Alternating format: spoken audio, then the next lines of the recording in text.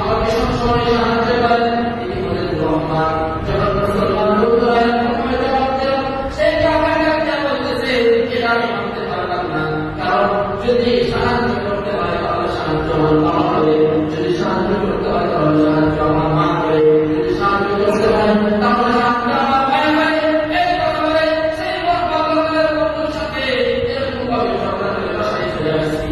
আসার পরে যখন বাচ্চারা আসে আমার কোনো ভয় পাই নাই, কারণ বাবা তাদেরকে বন্ধুদের সাথে চলাফেরা কথা বলে তাদের বন্ধুত্ব নষ্ট হয়ে গেল। এই জন্য সবার কোনো ভয় পাই নাই। কিন্তু সকালবেলা আব্বা বলতেছে যে এরকম ভাবে বন্ধুদের বাসায় আসার জন্য যখন আমি